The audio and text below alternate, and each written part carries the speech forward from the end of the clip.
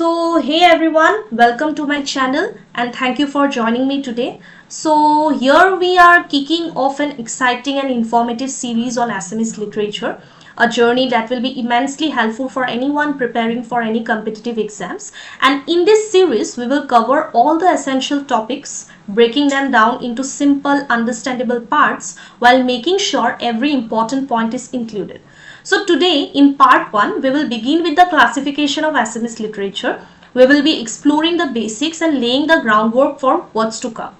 So please stay tuned. You can grab your notebook and don't forget to like, share and subscribe to stay updated with every new part of this series. Let's make learning Assamese literature both effective and enjoyable. So इस video में मैं दोनों ही language English as well as Hindi दोनों language में मैं video बनाने वाली हूँ ताकि आप लोग को ज़्यादा अच्छा से समझ में आ जाए. So here we begin. So we begin as that the primary language of Assam is Assamese. जैसे कि हम लोग सबको मालूम है कि असम का जो प्राइमरी लैंग्वेज है वो एसमीस है और इंडिया का जो कॉन्स्टिट्यूशन है that is Indian constitution Assamese language को recognize करता है as one of the statutory languages of India. Now here we should know that statutory का मतलब क्या है. Statutory का मतलब है कि कोई भी रूल या लॉ जो लिखा हुआ है, right? So Assamese language को Indian Constitution recognize करता है as statutory languages of India. ठीक है?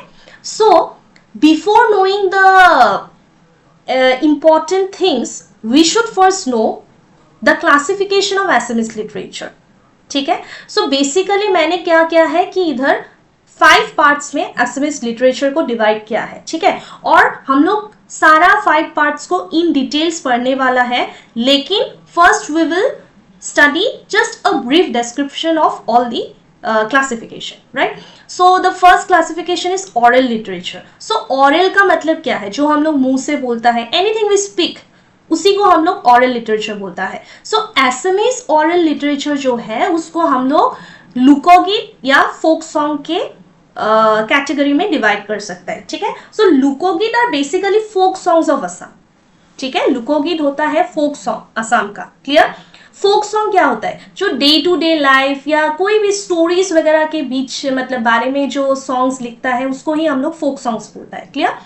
फिर ऑरल लिटरेचर में और एक इंपॉर्टेंट रोल प्ले करता है नाम. ठीक है. नाम.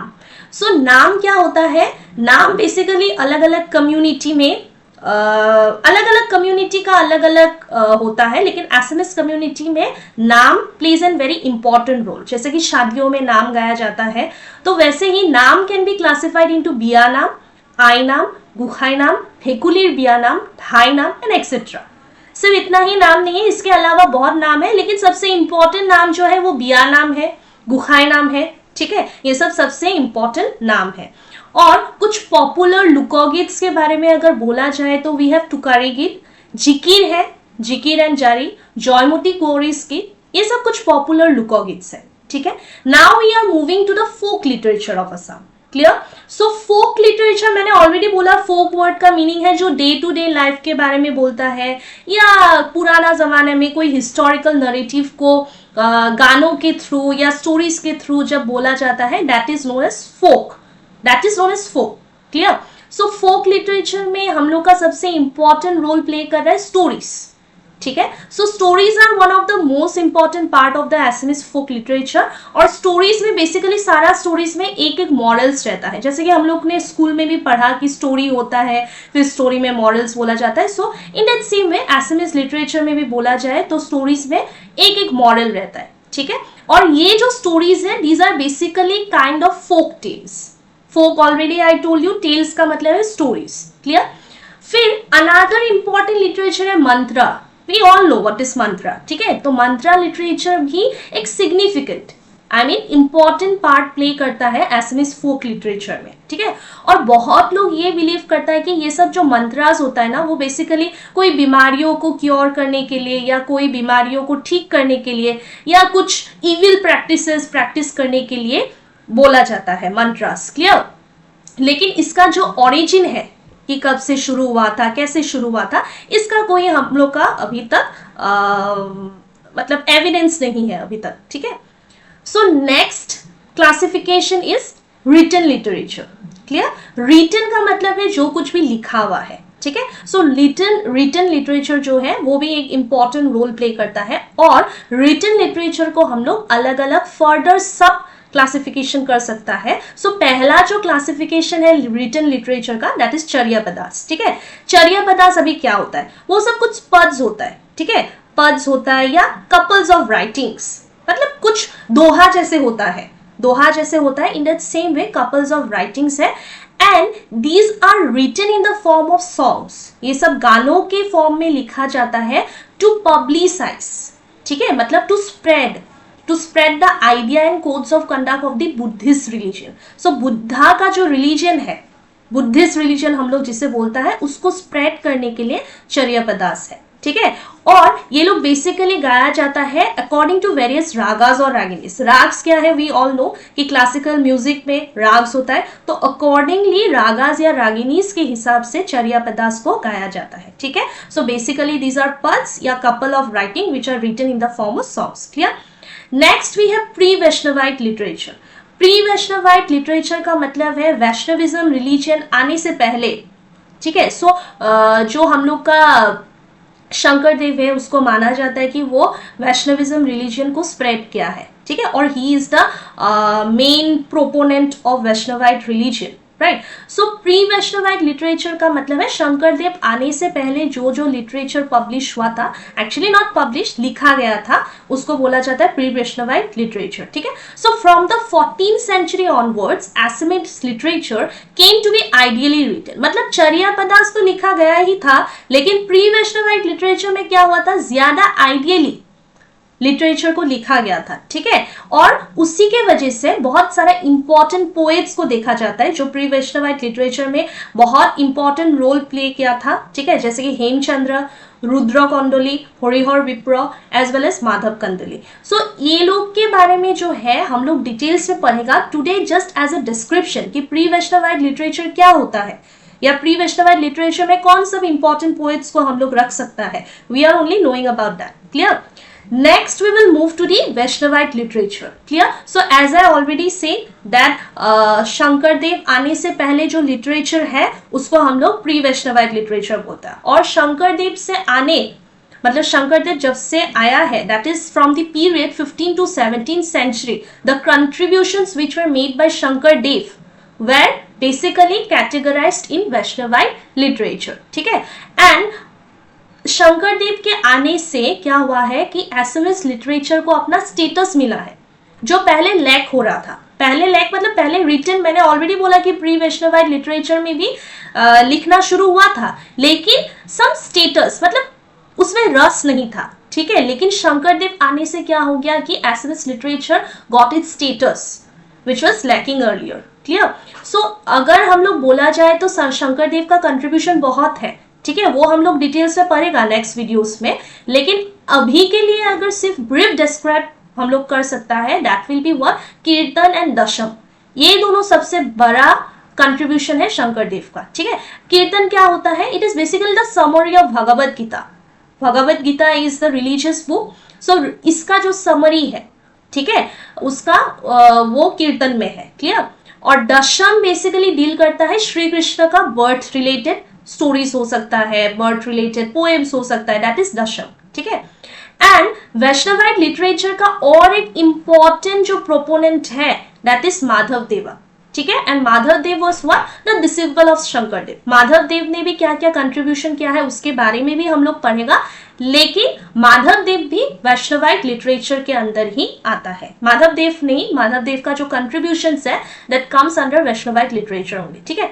एंड वैष्णवाइट लिटरेचर का अदर पोएट्स जो इंपॉर्टेंट है वो है अनंत कौंडली, फिर राम सरस्वती, भट्टदेव, ये लोग भी बहुत इंपॉर्टेंट कंट्रीब्यूटर है इन वैष्णवाइट लिटरेचर, ठीक है। इधर मैंने फिर दो इंपॉर्टेंट और चीज बोला है कि पहला है चरित पुथी, ठीक है, चरित पुथी और वंशावली, ठीक है, चरित पुथी और वंशावली। सो व्हाट इज चरित पुथी? चरित पुथी क्या होता है? सो बेसिकली इसमें क्या होता है कि ये सब लिटरेचर में शंकर देव, माधव देव और जितना भी वैष्णवाइट पोएट सेंट्स है, जिसके बारे में मैंने थोड़ी देर पहले ही बोला था, अनंत कौंडली, राम सरस्वती, ये सब के बायोग्राफीज लिखा गया है, ठीक है। चरित पुथी में क्या है, द बायोग्राफीज ऑफ श्रीमंत शंकर देव, माधव देव, फिर अलग अलग बाकी वैष्णवाइट पोएट सेंट्स का बायोग्राफी को हम लोग बेसिकली बोलता है चरित पुथी, ठीक है। एंड टाइम फ्रेम हम लोग कैसे पकड़ सकते हैं, टाइम फ्रेम इसका है कि from the end of the 16th century का एंड से लेके to the early years of the 18th century, this can be put up for the time period of Charit Puthi, ठीक है। सो चरित पुथी हो गया। नेक्स्ट है हम लोग का वंशावली। सो वंशावली क्या है, it is genealogical details. Genealogical details मतलब राजा महाराजा जो था, रॉयल फैमिलीज जो था, वो लोग का डिटेल्स है कि इसके बाद कौन आया है, उसके बाद कौन बना है, ठीक है, वंशावली, ठीक है। So basically it is the genealogical details of the various royal families and Gosai Mahantas. तो गुखाई महंतोस भी असम हिस्ट्री में बहुत इंपॉर्टेंट रोल प्ले किया है। तो आप लोग अगर असम हिस्ट्री पढ़ा है तो आप लोग को पता होगा कि गुखाई महंतोस का रोल क्या है, ठीक है। सो ये लोग के बारे में जहां लिखा है उसको बोला जाता है वंशावली, ठीक है। Then the next classification comes the literature in the Ahom age, ठीक है। आहूम्स लोग असम को रूल किया था, ठीक है, not only Assam, most of the part of the north east also and some of the parts of India also, right. So Ahoms were responsible for granting Assamese the status of royal language. Assamese language को royal language का status देने वाला जो मुख्य या main जो लोग था वो था आहूम्स ही, ठीक है। और वो लोग का आने से ही बुरोंजिस का भी इंट्रोड्यूस हुआ था। Now what is Buranjis? Buranjis basically historical narratives होता है, वी ऑल नो हिस्ट्री, ठीक है। सो हिस्ट्री, असम का जो हिस्ट्री है वो किसके आने से हुआ है? That was due to the emergence of the Ahoms, ठीक है। आहूम्स का आने से ही बुरोंजिस का भी इंट्रोडक्शन हुआ था, ठीक है, clear, okay. The last classification, it is not the last classification, इसके बाद स्टोरीज आएगा, नोवेल्स आएगा, लेकिन वो सारा मैं मॉडर्न एसएमएस लिटरेचर के अंदर ही इंक्लूड करूंगी, clear. So modern SMS literature ये एक बहुत ह्यूज टॉपिक है, we will be covering in the next videos, but for today just to know the brief description of modern Assamese literature, here I am. So basically क्या लिखा हुआ है कि यानदाबू treaty, एक ट्रीटी साइन हुआ था 1826 में, ठीक है। उससे ब्रिटिश का रूल स्टार्ट हुआ था असम पे, ठीक है। Yandabo treaty was the treaty sign between the Britishers and the Burmese, clear. So the reign of British rule started in Assam with the signing of the Yandabu Treaty. So modern Assamese literature पढ़ने से पहले we should be very clear of the dark period in Assamese literature. मतलब जब British आने लगा था India में, तो जब ब्रिटिश का रूल स्टार्ट हुआ था इंडिया में, तो एसएमएस लिटरेचर डिक्लाइन होने लगा था धीरे धीरे, ठीक है। And this is often referred to as the dark period in Assamese literature, ठीक है। एंड एसएमएस लिटरेचर को इस डिक्लाइन से सेव करने के लिए we have the emergence of various literary text. Also सबसे इंपॉर्टेंट रोल प्ले किया था इस टाइम में, इस वक्त में, the missionaries, clear. So missionaries basically आया था with the motive of spreading Christianity to Assam, ठीक है।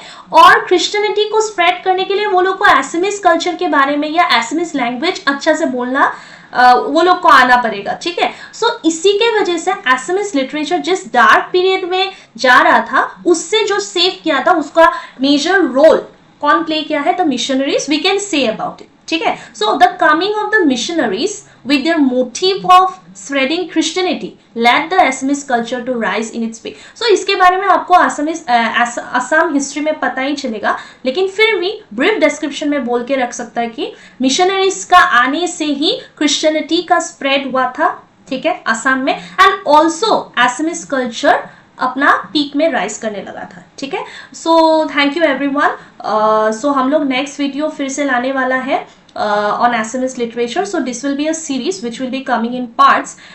So please like, share and subscribe this.